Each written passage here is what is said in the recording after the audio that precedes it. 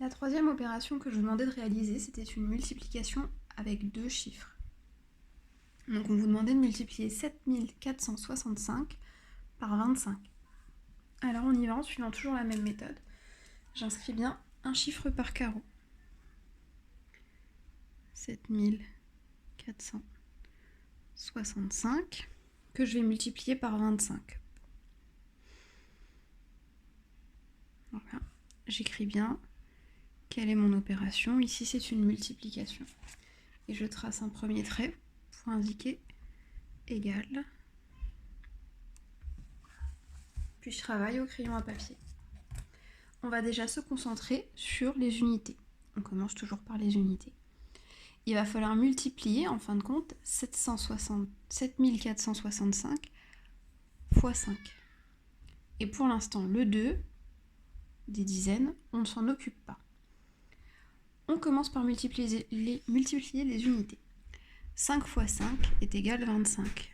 Je vais écrire mes unités dans les unités. Et je retiens 2.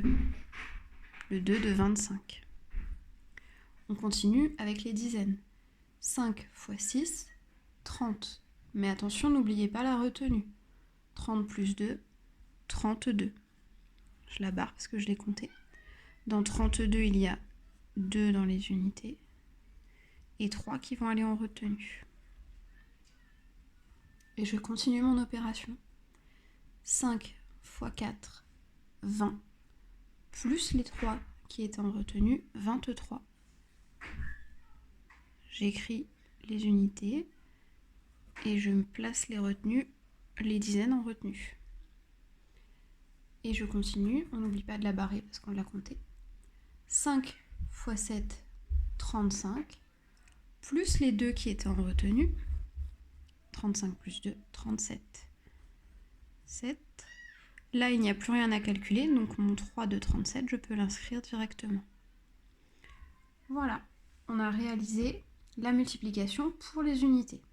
Maintenant, il va falloir faire la multiplication pour les dizaines. Donc cette fois-ci, je ne m'occupe plus des unités. On l'a déjà traité. Je vais m'occuper des dizaines.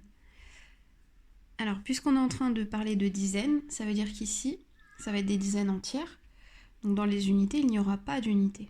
C'est pour ça qu'on place un 0. Ou alors, on s'était dit qu'on mettrait un petit point à la place du 0 pour ne pas se mélanger les pinceaux quand on va tomber sur des dizaines entières. Bon, là, on va mettre un 0 pour indiquer qu'on travaille sur des dizaines. Et ensuite, je fais toute mon opération, toute ma multiplication comme tout à l'heure. 2 fois 5, 10. Ça fait 0 unité et 1 en retenue. 2 fois 6, 12, plus 1, 13. Je place le 3 et 1 en retenue. 2 fois 4, 8, plus 1, 9. 2 fois 7, 14. Et comme il n'y avait plus rien à multiplier, je peux inscrire le 4 directement.